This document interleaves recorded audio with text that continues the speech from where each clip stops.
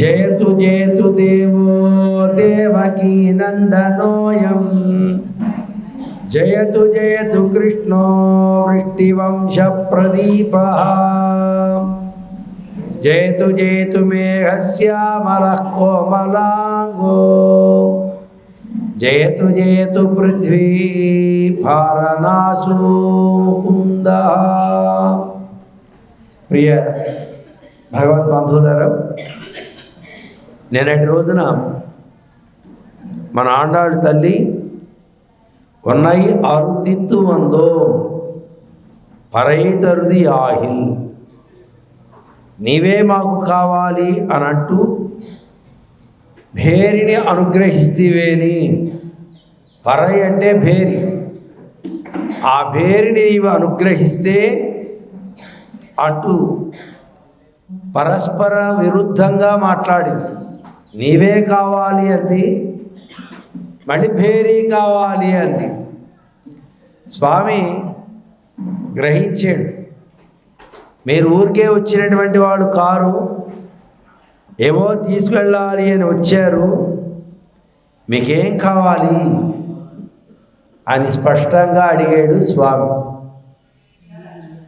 అంటే స్వామి వీళ్ళు చెప్తున్నారు, స్వామి ధనుర్మాస వ్రతము అనేటువంటి ఒక శిష్టాచార సంపత్తి కలిగినటువంటి ఒక వ్రతం, దాన్ని మేము ఆచరించాలి అనుకుంటున్నాం. దానికి కావలసినటువంటి ఉపకరణాలు వాటిని మీరు అనుగ్రహించవలసింది అని విజ్ఞాపన చేస్తూ ఉన్నారు. అవి ఏమిటి అంటే వీళ్ళు ఏదో కావాలి అని అడుగుతున్నప్పుడు స్వామి ఇలా వ్యామోహంగా వాళ్ళని చూస్తున్నాడు. మాలే మణివಣ್ణ, ఓ వ్యామోహపూర్ణుడైనటువంటి వాడా అంటూ శ్రీకృష్ణునికి ఆశ్రితుల మీద వ్యామోహం ఎక్కువ, రాముడికి ఎక్కువే, రాముని కన్నా కృష్ణునికి మరింత ఎక్కువ. సాధారణంగా వివాహం అయిన తర్వాత కొన్నాళ్ళకి మీ వారు ఎలా ఉంటారు, ఆయన మెంటాలిటీ ఏమిటి అని ఆడవాళ్ళు సహజంగా అడుగుతూ ఉంటారు. వీళ్ళు ఏదో చెప్తూ ఉంటారు కదా. అలానే సీతాదేవిని అరణ్యవాసంలో అనసూయ అడిగింది, ఏమా రాముడితోటి అలా వచ్చేసావు అడవుల్లోకి, మీవారు నీరు ఎలా ఉంటారు అంటే ఆమె చెప్పింది. ఆయన గురించి నేను చెప్పడం ఏమిటండి, విధితః స హి ధర్మాత్మా శరణాగత వత్సలః. ఆయనకి లోకంలోనే పేరు శరణాగత వత్సలుడు అని, రామునికి పేరు. ఇది నేను పెట్టింది కాదండి, మీడియా వాళ్ళే ఊరికే దంచేస్తూ ఉంటారు రాముడు శరణాగత వత్సలుడు అని. కనుక ఆ మాట వాస్తవం. రామునికి ఆ గుణం ఉంటే కృష్ణుడికి మరింత ఎక్కువ. ఎలా? ఏ మీడియాలో చెప్పలే కృష్ణుడి గురించి, కానీ ఆయన్ని ప్రత్యక్షంగా దర్శిస్తున్నటువంటి మన అమ్మ మాలే ఆ చూపులలోనే గుణం తెలుస్తుంది కదా. చూపుల్లోనే ఒక్కొక్కరిని చూస్తే బా ఎంత మంచివాళ్ళండి, బా చల్లటి చూపు అంటారు. ఒకడు చూడండి ఏంది రౌడీలాగా ఉన్నాడు, ఏందా చూపులు అంటావా లేదా? ఏ రౌడీ అనే వాడు బోర్డు మొహాన బోర్డు రాసిందా అనో, వాడు కూడా మంచి వైట్ డ్రెస్సే వేసుకుంటాడు, వైట్ అండ్ వైట్. కానీ ఆ వైట్ అండ్ వైట్ వేసిన వాడి మొహాన రౌడీగా మాత్రం పోదు కదా. కనుక ఆ చూపులలో అతనిలో ఉండేటువంటి, అందుకనే మన వాళ్ళు ఏమంటున్నారు, face is index of the mind. ఆ ముఖ మండలంలోనే వాడి యొక్క మనోభావాన్ని చెప్పేస్తారు కదా. అలాగా పూర్ణమైనటువంటి వ్యామోహం కలిగినటువంటి వాడు శ్రీకృష్ణుడు. అందుకని మాలే అని ఆయన యొక్క చూపుల్లో ఆ వ్యామోహం కనపడుతోంది. మణివಣ್ణ, మణి రత్నము లాంటి వర్ణము. రత్నం యొక్క స్వభావం ఏమిటి? కాంతి కదా. లోపల ఉన్నటువంటిది పైకి డాల్ కొడుతూ ఉంటుంది, అదే రత్న స్వభావం. ఇలా ఎంత స్వచ్ఛంగా ఉందండి రాయి. ఇంత రాయి పెట్టకూడదు, ఇంత రాయి ఎంత పెట్టామంటే మళ్ళీ కోట్లోకి వెళ్ళిపోతుంది, అంత ఖరీదు. మేము క్రిందటి సంవత్సరం మేము అమ్మవారికి తీసుకురావాలని మద్రాసు వెళ్ళాం. అక్కడ వాళ్ళు రాళ్ళు చూపిస్తుంది, ఇంత రాయి చూపించి 60,000 తీసారంత రాయి 60,000. మేము ఇలా నోరు తెచ్చాం, స్వామీజీ నోరు మూసుకోండి కొంచెం దోవలేకపోతుంది. ఇవి రత్నాలండి, రత్నాలు, డైమండ్స్. ఇంత రాయి అండి, పెసరంత రాయి 60,000. వామ్మో, ఆశ్చర్యం. ఈ రత్నానికి విలువ కట్టగలిగిన వాళ్ళు ఎవరు? వ్యాపారి. రత్నాలు సముద్రం దగ్గర దొరుకుతాయి. దొరికితే పాపం ఆ బెస్తవాడు ఏం చేస్తాడు? రాయి బాగుంది అని షావుకారు గారు ఏమన్నా ఇది కొంటారా మీరు? ఇదే రాయి, ఆ పిచ్చి రాయి తెచ్చారు. లేదండి మంచి రాయి అండి గారు, మంచిదండి, సముద్రం దగ్గర తెచ్చానండి. అలాగా ఇటు రుద్ది అటు రుద్ది ఇటు రుద్ది నీకు 4,000 ఇస్తాను. 4,000 అండి, కనీసం ఒక 10,000 ఇవ్వండి. 10,000 ఏదో పిచ్చిరాయి తెచ్చా 10,000 అడి చేసి ఇటు చేసి వాడికి 4,000 5,000 చేతిలో పెట్టి పంపిస్తాడు. ఆయన దాన్ని కొంచెం పాలిష్ చేసి లోపల పెట్టి ₹1,00,000. చూసారా అండి, చెయ్యి మారేసరికి వాల్యూ మారిపోయింది. వ్యాపారి దగ్గరకు వచ్చేసరికి దాని విలువ బాగా పెరిగింది. ఆ విలువ కలిగినటువంటి వస్తువుని మీలాంటి ఐశ్వర్యవంతులంతా తీసుకుని మెడలోనో చేతిలోనో కోప మీదో ఎక్కడో మీకు ఎక్కడ భోగ్యం అనిపిస్తే అక్కడ ఆనందంగా దాన్ని అలంకరించుకుంటారు కదా. రత్నాలు ఎక్కువ పెట్టుకునేవాడు రాజు. లోకంలో ఎక్కడ రత్నాలు ఉన్నవన్నీ వాళ్ళవే కదండి. రత్నాలు ఉండేదేమో సముద్రంలో, అందుకని ఆయనకి రత్నాకరుడు అని పేరు సముద్రునికి కదండి. ఆ సముద్రంలోంచి వచ్చిన రత్నాలని బేస్తవాడు తీసుకెళ్ళి వ్యాపారికి అమ్మితే వ్యాపారి దగ్గర నుంచి బాగా ఐశ్వర్యవంతులు కొనుక్కు వాటి భోగ్యతను అనుభవిస్తారు. అర్థాత్ రత్నము అనేది ఎవరెవరికి ఎలాగా ఇమడాలో అలా ఇమిడిపోతుంది. అనుభవించే వారికి భోగ్యత ఇస్తుంది, వ్యాపారికి ఐశ్వర్యాన్ని ఇస్తుంది. తెలియనటువంటి వారికి తెలియనట్టుగానే అమ్మేస్తాడు కదా, వాడు 5,000కో 4,000కో అమ్మేడు. చూసారా, పరమాత్మ కూడా ఎవరు ఎలా వినియోగించుకుంటే అలా వినియోగపడేటువంటి మణివర్ణుడు పరమాత్మ. అలాంటి ఓ మణివర్ణ అంటూ స్వామి మే మార్గళి నీరాడువాన్ మేలయార్ చేయమనగల్. నీవు వింటాము అంటే మాకు కావాల్సినట్టు చెప్తామయ్యా. మేము వ్రతం చేస్తున్నాం, వ్రతం చేసేటువంటి వాళ్ళకన్నీ కావాలి కదండి. ఇప్పుడు నాడు చూడండి, చక్కని మనం వ్రతం చేస్తున్నాం అనగానే మంచి పసుపు కలర్లో కుర్చీలు ఏర్పాటు చేశారు, మంచిగా సింహాసనం ఏర్పాటు చేశారు, మైకులు ఏర్పాటు చేశారు, అన్ని ఏర్పాట్లు అయిపోయాయి. ఏమి లేవనుకోండి, మేము కింద కూర్చోలేమండి, నడువులు బంద్ చేయట్లేదు, ఎవడో కనపడి. ఇక్కడ ఎవరెవరికి ఏది కావాలో అది అన్ని ఏర్పాట్లు అయ్యాయి ఇక్కడ. అయితేనే మనం మంచిగా 26వ రోజుకి వచ్చాం మనం కదా. అలాగే మాకు ఆంతరంగికంగా చేసేటువంటి ఈ వ్రతానికి కావలసినటువంటి పరికరాలన్నీ నీవు ఇవ్వాలి. అందులో మేము చేసేటువంటి వ్రతం చిన్న వ్రతం కాదు, శిష్టాచార సంపత్తి కలిగిన ప్రామాణికమైనటువంటి వ్రతం. శాస్త్రం ప్రమాణం, పెద్దల ఆచరణ మరింత ప్రమాణం. శాస్త్రంలో ఉందో లేదో మనకు తెలియదు, కానీ పెద్దలంతా ఈ వ్రతాన్ని ఆచరించారు కనుక అదే ప్రమాణం అని అంటూ ధర్మజ్ఞ సమయ ప్రమాణం అని ఆపస్తంభ సూత్రంలో మహానుభావులైనటువంటి పెద్దలైన వారు ఏది చేస్తే అదే ప్రమాణం. ఎక్కడుందండి మీరు ఎలా చేస్తున్నారు, మీ ప్రమాణం ఉందంటే మాకంతా తెలియదండి. మా గురువుగారు చేశారు, మేము చేస్తున్నాం అంటే మీ గురువుగారి ప్రమాణాలని తెలుసా? అవన్నీ మాకు తెలియదండి, ఆయన చెప్పి మేము చేసాం అంతే. గురువుగారికి వచ్చా రాదా మనకు అవసరం లేదు. గురువుగారికి రాకపోయినా వాళ్ళ గురువుగారికి వస్తుంది కదండి. వాళ్ళ గురువుగారికి వస్తుంది కనుక మనకు వచ్చినట్టే. మా గురువుగారు ఏం చెప్పారో మేము అది చెప్తాం, మేము ఏది చెప్తాం మీరు అది చేయాలంతే. ఇందులో ఇది ఉందా ఇది లేదా ఇలాంటి వ్యవహారాలన్నీ కూడా మాట్లాడకూడదు. చెప్పింది చేయడం వరకే. ఇది మనకి ప్రమాణంగా ఉన్నటువంటి ఆచారం.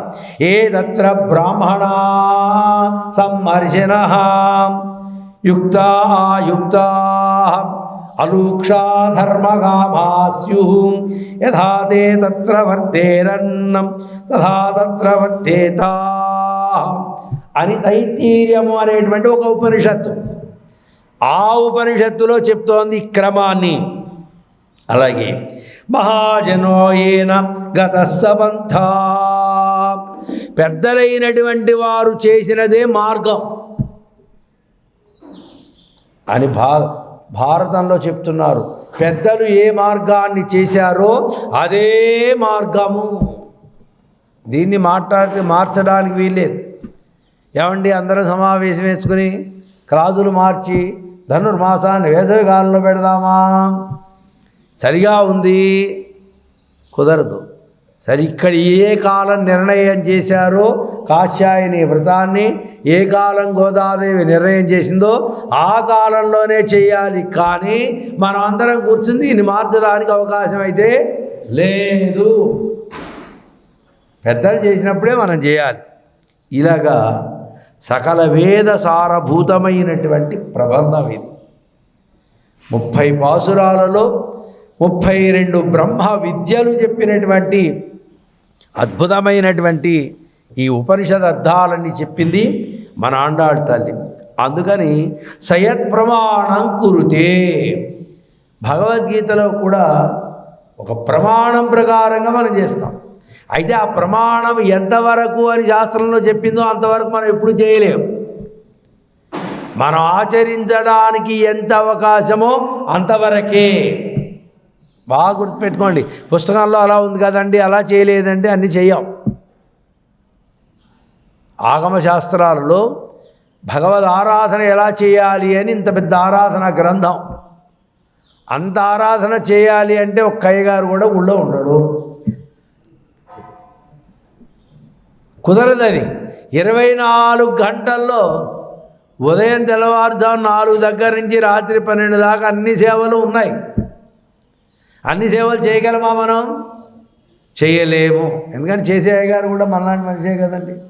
మరి ఆయనకి ఓపిక కావాలి, శరీరము జీవనం అన్నీ ఉంటాయి కదా. అందుకని అయ్యగారు నీకెట్ట వీలు అటు చెయ్యి, నీకెంతవరకు అవకాశమో అంతవరకు చెయ్యి.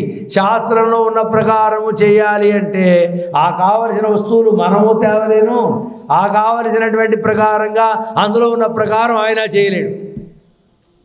ఏమయ్య గారు నువ్వు సరిగ్గా చేయడం లేదన్నావు అనుకోండి, అవునండి కావాల్సినవి తీసుకురండి అన్నాడు అనుకోండి, ఇక మళ్ళీ రెండో రోజు మన దగ్గర వాయిస్ ఉండదు. అని ఎక్కడెక్కడో ఏవో చెప్తాడు, అవన్నీ ఎక్కడ తెస్తాం మనం కదా. కనుక ఎంతవరకు అవకాశం ఉంటే అంతవరకే. దాన్నే మన రామానుజాచార్యులు వారు చెప్తున్నారు, సయత్ ప్రమాణం కురుతే సహా, ఆచరించేవాడు యత్ప్రమాణం కురితే, ఎంతవరకు పాటించడానికి అతడికి అవకాశం ఉందో అంతవరకు. మళ్ళీ చివరిలో మనకు ఉండనే ఉంది, కాయేన వాచా మనసేంద్రియర్వా బుద్ధ్యాత్మనావా, అన్నీ చేసేసి ఇది ఒక్కటి చదివేశామనుకోండి అయిపోయింది ఆ కార్యక్రమం అక్కడికి కదండి. కనుక ఆ విధంగా మనకి రామానుజాచార్యుల వారు తిరుప్పావై తీయరు. ఈ తిరుప్పావై ప్రబంధం ద్వారా భగవద్గీతలో ఉండేటువంటి సయత్ ప్రమాణం కురుతే అనేటువంటి శ్లోకానికి వ్యాఖ్యానాన్ని అద్భుతంగా అనుగ్రహించి అందరూ కూడా భగవంతునికి కైంకర్యం చేయడానికి వారి వారి మానసిక ఆర్థిక శారీరక స్థితిని బట్టి చేయవచ్చు అని మంచి అవకాశాన్ని ఇచ్చారు. చేస్తే సరిగ్గా చేయలేకుంటే లేదు. మా దగ్గర ఒక ఆయన ఉండేవాడు, ఆయన ఎప్పుడు సంధ్యావందనం చేయడు. మేమందరం ఊరికే చెంబులు నీళ్లు వారబోసి ఏదో పెద్ద యాక్షన్ చేస్తూ ఉంటాం సంధ్యావందనాలు చేయడం. ఓ జమాన్ అడిగాడు, ఏమండి అయ్యగారులు అందరూ జపాలు చేస్తున్నారు, సంధ్యావందనం చేస్తున్నారు, నువ్వు చేయవేవా అంటే ఆయన చెప్పాడు, అందమైనటువంటి డిఫరెన్స్ ఇచ్చాడు ఆయన, నేను చేయనాయా, మరి ఏంటంటే మీరు అయ్యగారే కదా, చేస్తే సరిగ్గా చేయాలి, లేకపోతే మానేయాలి అంతే. అంటే సరిగ్గా అంటే ఇప్పుడు వాళ్ళు సరిగ్గా చేయట్లేదండి, ఏం చేస్తున్నారు, పంపులో నీళ్ళు తీసుకొచ్చి ఎట్టిట్టు అంటున్నారు, అలా అనకూడదు, పంపులో నీళ్ళతో సంధ్యావందనం చేయకూడదు, భూగర్భంలోంచి నీరు తెచ్చి దాంతో చేయాలి, అది సాధ్యం కాదు కనుక నేను సంధ్యావందనం చేయడం లేదు అన్నాడు ఆయన. అతడు వచ్చాడు ఆ జమాన్, ఏమండి అయ్యగారు ఇట్లా అంటున్నాడు, మరి మీరేమో చెంబులు నీళ్ళు పారిపోస్తాను, ఏదో కార్యం అయితే ఆయనతో నేను పెట్టుకోలేను, నా వల్ల కాదు, ఉన్న అవకాశాన్ని వినియోగించుకోవాలి, కానీ నేనేమన్నా అర్జునుడినా ఓ బాణం వేసి భూగర్భంలో ఉన్న నీరు తీసి సంధ్యావందనం చేయడానికి, ఉన్నదాన్ని వినియోగించుకోవాలి కదండి. చేస్తే బంగారపు ఆకిలి కలిగినటువంటి దేవాలయంలోనే పూజ చేయాలి. ఊళ్ళో దేశంలో ఉన్న దేవాలయానికి బంగారపు ఆకిలి ఉంటాయా? తిరుపతిలో ఉంది కదా అని అన్నీ ఉంటాయా? కనుక ఇలాంటి ప్రమాణాలు కావు, పెద్దలు ఏది ఆచరించారో అది ప్రమాణం. చిన్నజీయం గారంతటి మహానుభావులే పంపు దగ్గర స్నానం చేసి సంధ్యావందనం చేయట్లేదా? మనకేమైంది కదా. కనుక సంధ్యావందనం చేయడం ముఖ్యంగానే నువ్వు ఎక్కడి నీళ్లు తెచ్చావు, బావిలో తెచ్చావా, పంపులో తెచ్చావా, నదిలో తెచ్చావా, ఇవే ఎక్కొట్టేవాళ్ళు ఇలాంటివన్నీ చెప్తూ ఉంటారు.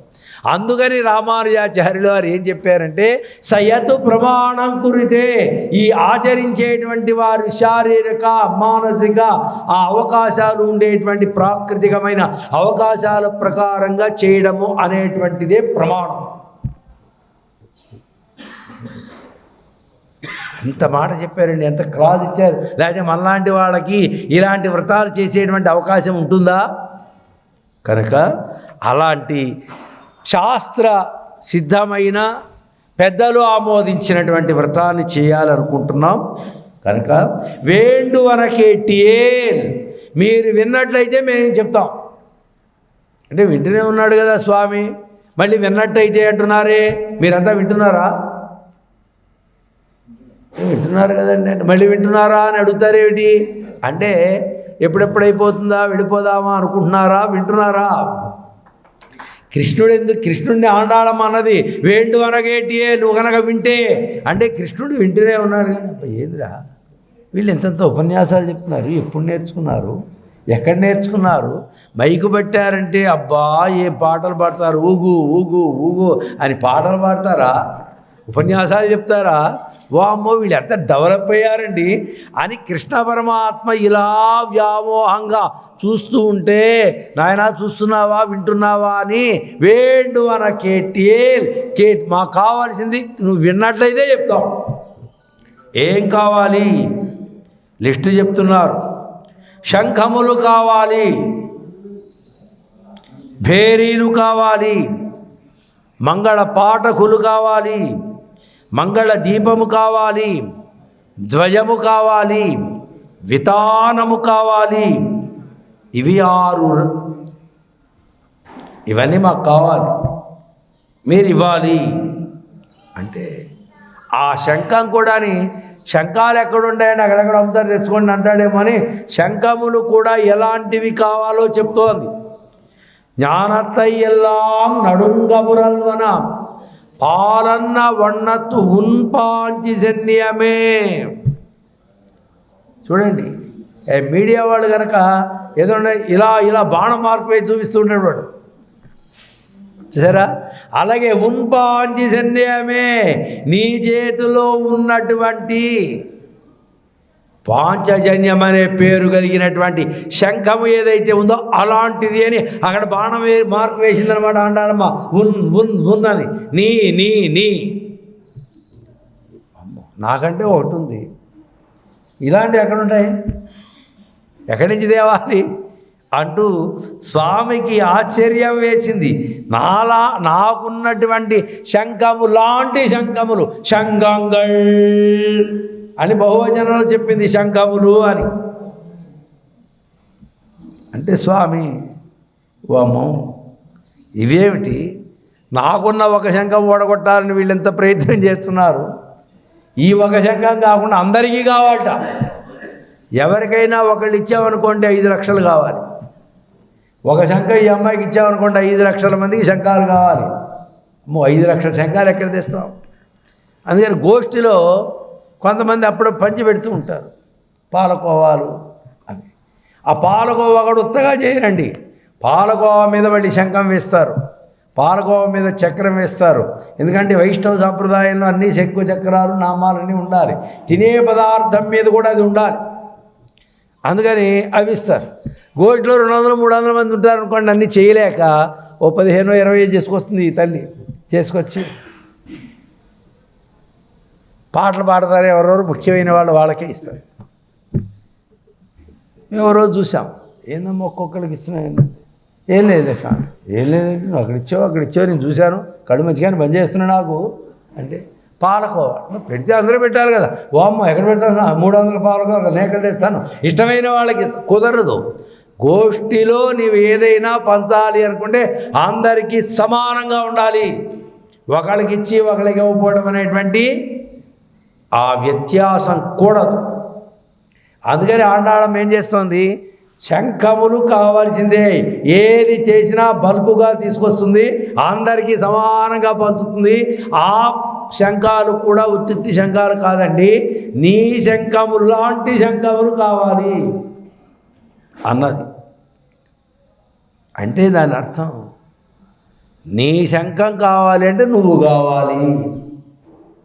ఈ శంఖాలు నా దగ్గర లేదమ్మా, నా దగ్గర ఉంది ఒకటే, ఈ ఒకటి ఇస్తా, ఈ ఒకటి విడిచేపెట్టి ఆయన ఉండలేడు కనుక నేను ఇక్కడే ఉంటా అంటే హాయిగా మేమందరం స్వామిని అనుభవిద్దాము అనేటువంటిది ఉద్దేశం. ఇలా ఇక మళ్ళీ భేరీలు కావాలి, మంగళ గాయకులు కావాలి, మంగళ దీపము కావాలి, గొడుగులు కావాలి, వితానము కావాలి, మేలికట్టు ఇవన్నీ కావాలి అని ఆండాళ్ళ తల్లి వీటినన్నింటినీ కావాలి అని అడిగింది. అంటే కృష్ణుడు అన్నాడు, వామ్మో నాకేం వ్యాపారం లేదండి, శంఖాలు భేరీలు విధానాలు ఇవన్నీ తీసుకుంటే నేనేమన్నా వ్యాపారినా, నా దగ్గర ఏమన్నా ఇవన్నీ ఉంటాయా, ఇవి నా వల్ల కాదు అన్నాడు స్వామి.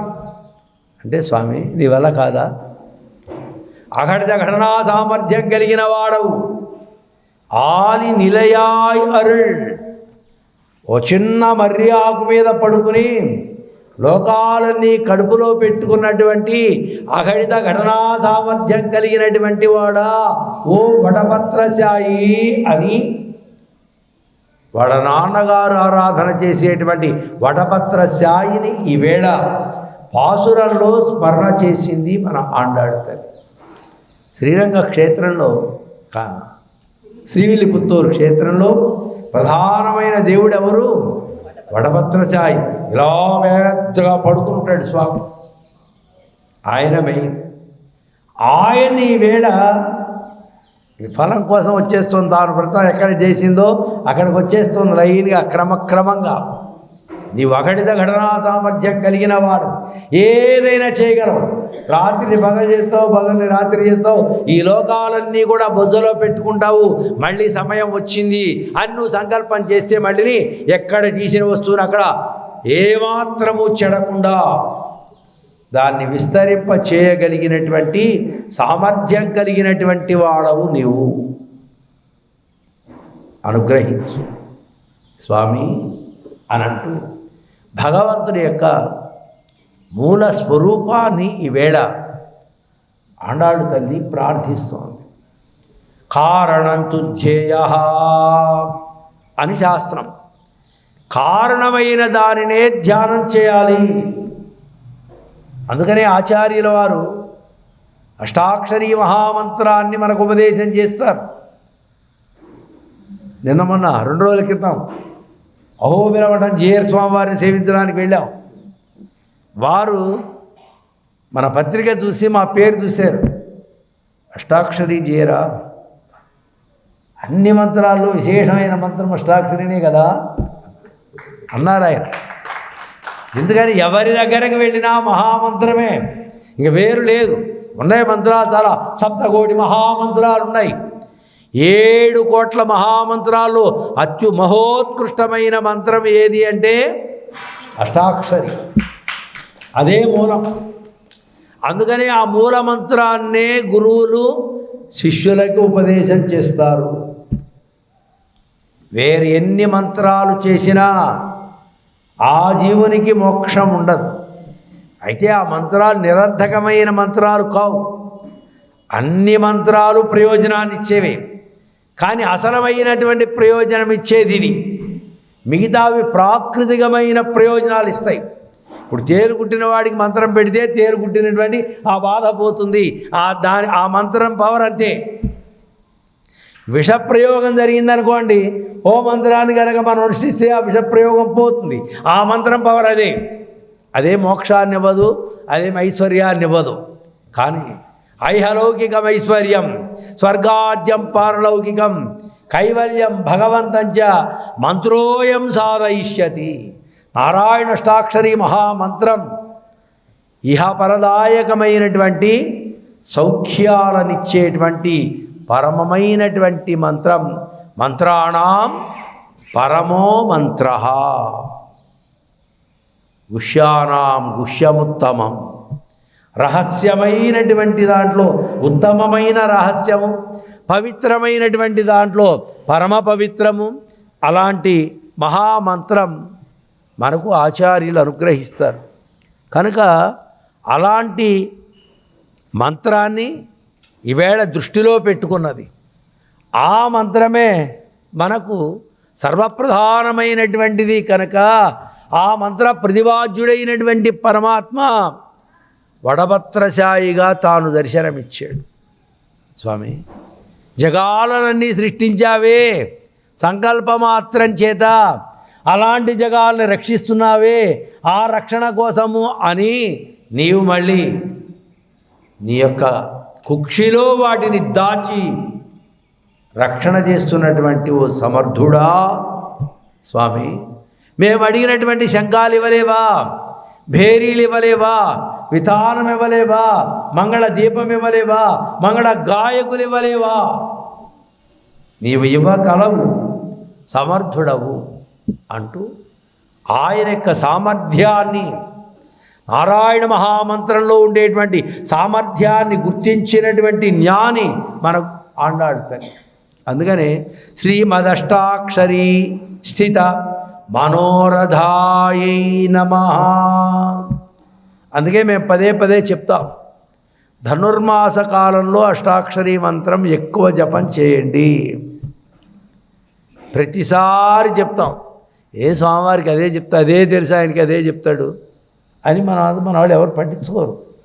ఉభయ రాష్ట్రాల్లో మేము చెప్తూనే ఉంటాం, ఏ ప్రాంతం వెళ్ళినా ఎవరు పట్టించుకోరు. అదే అంటే కట్టి పొంగల్ వండద్దా, చక్కెర పొంగల్ వండద్దా అని ఎంతసేపు వంటనే నా పనికి, ఎంతసేపు వంట.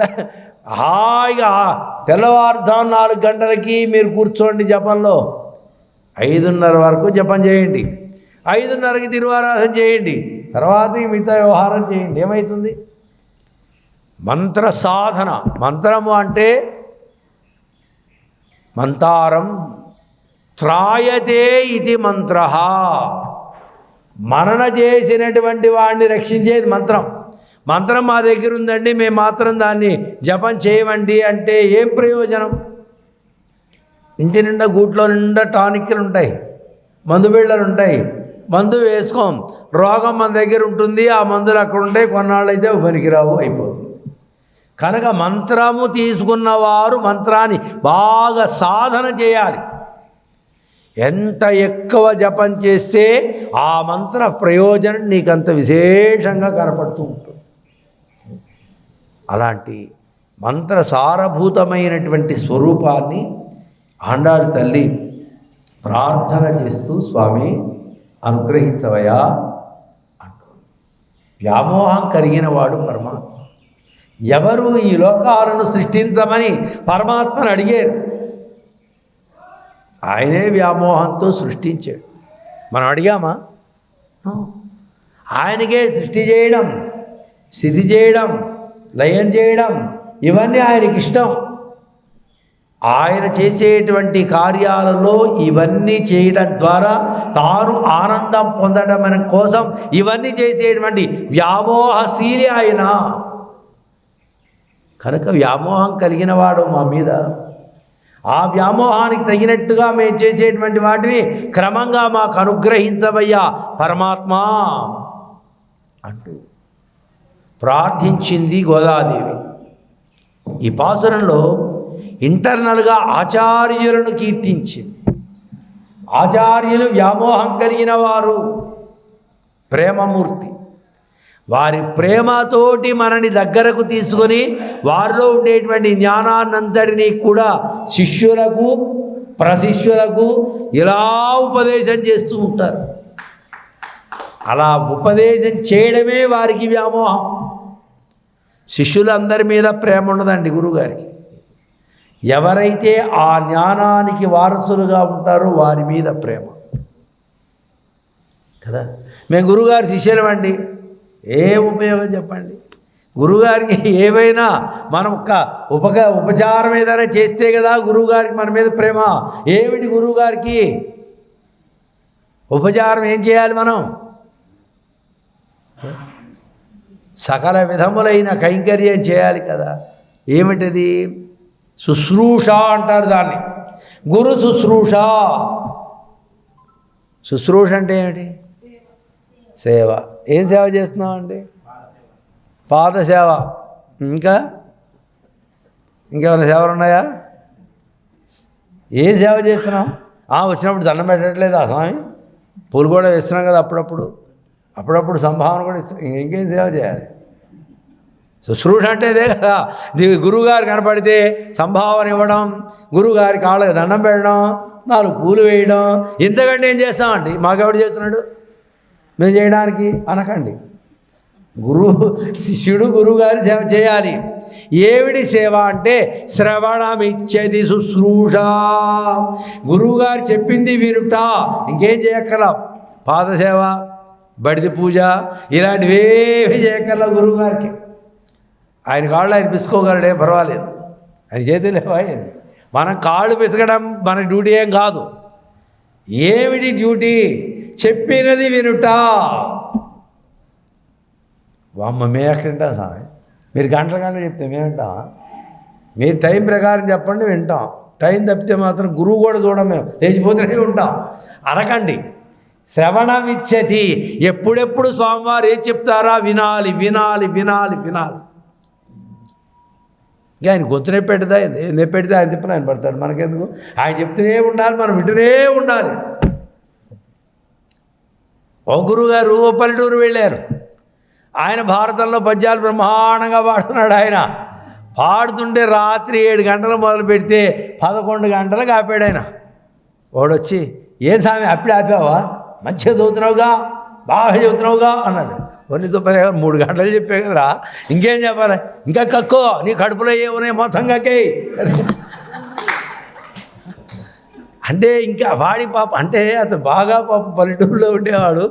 గురువుగారు ఎక్కడెక్కడ పద్యాలు చెప్తున్నాడే, ఏమి జ్ఞానం అని అలా అనటం చేతగా కక్కే కడుపులో ఎన్ని పద్యాలు కక్కే అంటాడు. అంటే వినాలి అనే ఉత్సాహం. అంటే నాయన కక్కుతా, రేపు కక్కుతా, అన్నీ ఒకరోజు కక్కితే పడిపోయి. కనుక ఇలా వినాలి అనేటువంటి ఉత్సాహం, ఆ ఉత్సాహం ఉంటే గురువుగారికి అన్ని సేవలు చేసినట్టే. అయ్యా చెప్పండి చెప్పండి. ఎంతమంది ఉన్నారు పాప, మా ఎవరు పెద్ద, అయ్యా నాకు ఏదైనా అష్టాక్షరి మంత్రం గురించి చెప్పండి ఆయన అని అడిగింది. ఎవరు అడగలే, ఆమె ఒక్కతే అడిగింది. కానీ చెప్పడానికి నాకు తీరిక లేకుండా అయింది. చూసారా? ఇచ్చ ఉండాలి, తెలుసుకోవాలి, ఎన్నో తెలుసుకోవాలి. మన జీవిత కాలము గురువుగారి దగ్గర కూర్చున్నా చెప్పవలసినవి గురువుగారికి చాలా ఉంటాయి, వినవలసింది చాలా ఉంటుంది. అన్నీ గురువుగారికే తెలిసిపోతాయా? ఇంకా ఆయన కూడా తెలుసుకోవాల్సింది చాలా ఉంటాయి. అంతటి జ్ఞానం వాంగ్మయాన్ని మనకిచ్చారు. అందుకనే పూర్వం నుంచి శిష్యులు గురుకుల పాఠశాల పెట్టి ఆ శిష్యులందరికీ కూడా తాము నేర్చినటువంటి విద్యలన్నిటినీ చిన్నప్పటి నుంచి పిల్లలకి వ్యామోహంగా అనుగ్రహించినటువంటి వారు. ఇలాంటి వాటిని మాకు అనుగ్రహించు అనడం ద్వారా పంచ సంస్కారాలు అనుగ్రహించమని అంతరార్థం. స్వామి శంఖాన్ని, శంఖము అంటే జ్ఞానం, జ్ఞానాన్ని ప్రసాదించు. ఆచార్యులు జ్ఞానం ఎప్పుడు ప్రసాదిస్తారు? శిష్యులకు శంఖచక్రములను ప్రదానం చేసి మంత్రాన్ని ఉపదేశం చేసి ఇంకా అక్కడి నుంచి నాయన నీకు ఇది జ్ఞాన జన్మ. అందుకని గురువుగారి దగ్గర సమాశ్రయమైన రోజు రాసి పెట్టుకుంటాం మనం.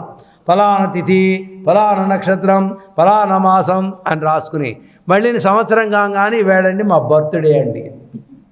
ఇదివరకు బర్త్డే చాలా చేసుకున్నాం, ఇప్పుడు 2 సార్లు చేస్తున్నారు బర్త్డేలు అందరూ. డేట్ ప్రకారం, నక్షత్రం ప్రకారం 2 సార్లు, 34 సార్లు చేసుకోండి, నష్టమేంటి మనకి కదండి. కానీ మనం కూడా చేసుకోవాలి. మనం కూడా సంప్రదాయంలో ఉన్నవాళ్ళు కూడా 2 సార్లు. ఈ శరీరం తల్లి గర్భంలోంచి వచ్చింది, ఇప్పుడు ఆ నక్షత్రాన్ని గుర్తుపెట్టుకోవాలి, ఆ మాసాన్ని గుర్తుపెట్టుకోవాలి. చాలామంది ఏమండి ఇవాళ నా తిథి అండి అంటారు. తప్పు. తిథి అంటే పోయిన రోజుకి తిథి అంటాం, నక్షత్రమే చెప్పాలి. తిరు నక్షత్రం కదా, ఆ పుట్టినటువంటి నక్షత్రం మాసంలో పుట్టినరోజు చేస్తాం. మళ్ళీ ఆచార్యుల దగ్గర మంత్రం పొందినటువంటి నక్షత్రం మాసం అది గుర్తుపెట్టుకుని మళ్ళీ ఆ రోజున విశేషంగా పెరుమాళ కైంకర్యమో భాగవత సేవో ఏదో చేస్తాం, జ్ఞాపకం పెట్టుకుని. ఎందుకని ఇది జ్ఞాన జన్మ కనుక మేము మంత్రం తీసుకున్నామంటే అన్నీ అయిపోయినాయండి, కుదరదు.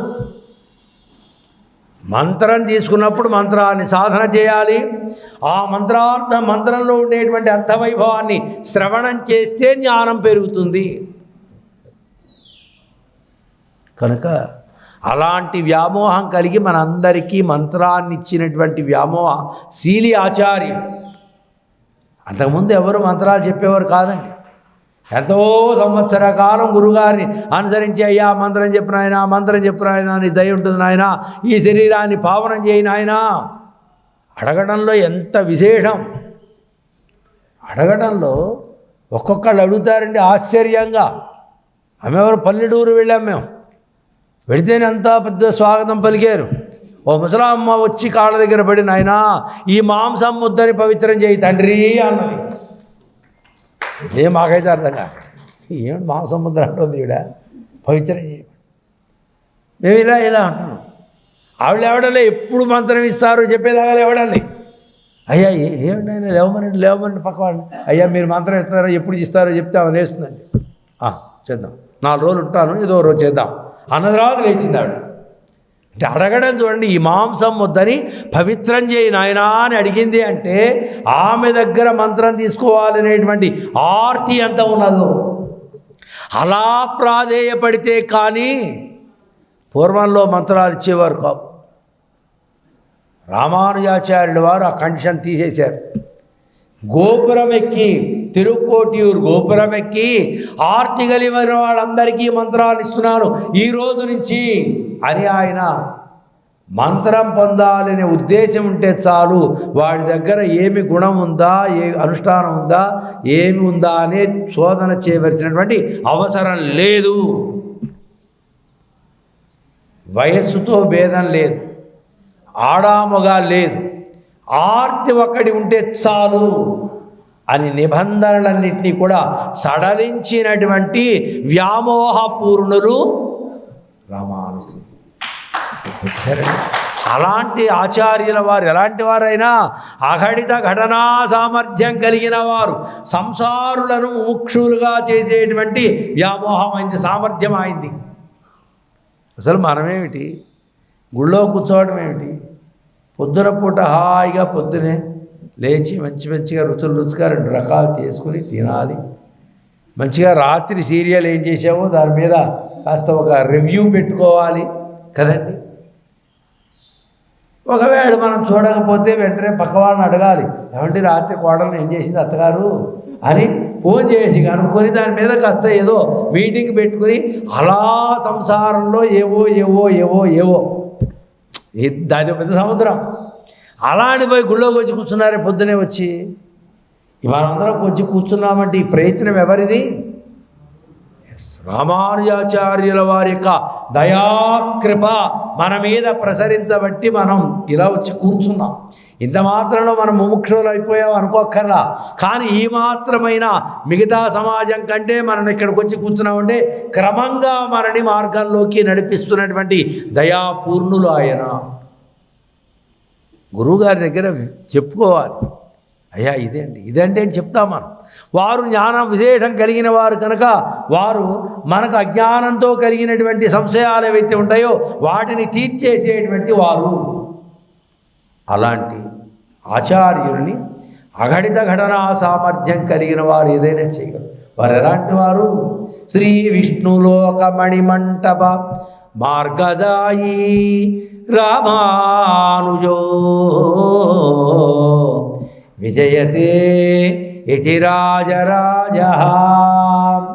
ఇక్కడి నుంచి సంసారం నుంచి నేరుగా పరమపదానికి ఒకటే ఫ్లైఓవర్ వేశారు రామానుజుల వారు. ఎన్ని లక్షల కోట్లు ఖర్చు పెట్టారు మహానుభావుడైన. ఒకటే అంటే ఇక్కడ జీవుడికి ప్రాణం పోయిందంటే ఉత్తర క్షణంలో పరమపదంలో పెరుమాళ్ళ పాదాల దగ్గర ఉండటానికి కావలసినటువంటి జ్ఞానాన్ని ఇచ్చినటువంటి మహానుభావుడైన అఘటిత ఘటనా సామర్థ్యం అయింది. స్వామి నువ్వు తలుచుకుంటే ఏం చేయలేవు. ఆచార్యుల కృప పడితే సంసారి పెద్ద మహాజ్ఞాని అయిపోతారు. అంతటి ఎంతోమంది సంసారులను మహాజ్ఞానులుగా తీర్చిదిద్దినటువంటిది ఆయన చరిత్ర. ఆయన చేయలేని మూగవాడి చేత మాటలాడించారు. రామానుజుల వారి కాలంలో ఒక మూగవాడు వాడు పాప అటు ఇటు తిరుగుతున్నాడు. తిరుగుతుంటే పెద్దవాళ్ళు కనబడ్డారు, దండం పెట్టారని కూడా వాడికి తెలియదు. కొంచెం మతి కూడా లేని పిల్లగాడు. తిరుగుతూ ఉన్నారు. వీరేమో శిష్యులతోటి ఊరేగింపుగా పెడుతున్నారు. వాడు అటు ఇటు తిరుగుతుంటే గబగబా వెళ్ళి వాడు చేయి పట్టుకొని, రే నా కాళ్ళు పట్టుకోరా అని వాణ్ణి కాళ్ళు పట్టించుకొని మంగళాశాసనం చేశారు. కురతాళ్ళు వాళ్ళు గమనించారు, ఏడ్చారే, దుఃఖం వచ్చారే, నేను కూడా మగవాడినైతే గురువుగారి యొక్క శ్రీ హస్తము నన్ను అంటుకునేది కదా. ఇలా వారు వాడిని పట్టుకొని కాళ్ళు పట్టుకో, దండం పెట్టు అని కాళ్ళు పట్టించుకొని దండం పెట్టి వాడిని అనుగ్రహించినటువంటి కారుణ్యపూర్ణులు రామానుజుల వారు.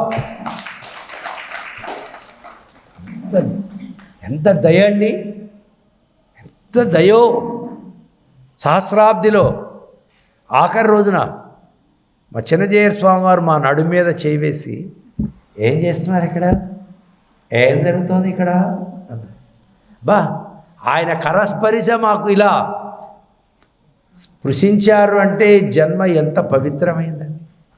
ఆచార్య కరస్పరిశ మనకి తగిలింది అంటే మన శరీరంలో ఉండేటువంటి పాపాలన్నీ పటాపంచలవుతాయి కదా. ఆ దయ కోసమే కదా మనం ఉండే. అయ్యా నీ చేత్తో ఓ పండి నాయన, నీ చేత్తో 4 అక్షంతలు నాయన అని గురువుల్ని ప్రాధేయపడి ఎందుకు తీసుకుంటున్నాం మనం? వారి కటాక్షం మన పైన ప్రసరిస్తే మన జన్మలో ఉండేటువంటి దురితాలన్నీ దోషాదులన్నీ పోయి పవిత్రమైనటువంటి ఆత్మకు జ్ఞానం ప్రకాశిస్తుంది. అలాంటి ప్రతి ఆత్మకు జ్ఞానాన్ని ప్రసాదించి మోక్షాన్ని ఇవ్వగలిగినటువంటి సమర్థుడా అనంటూ రామానుజుల వారిని కీర్తించడం మీ వేల్టి పాసురంలో ఉండే విశేషం. రేపు కూడారై పాసురాన్ని రేపు అనుసంధానం చేసుకుందాం. జై శ్రీమన్నారాయణ. ఆండాళ్ దివ్య తిరువడిகளே శరణం.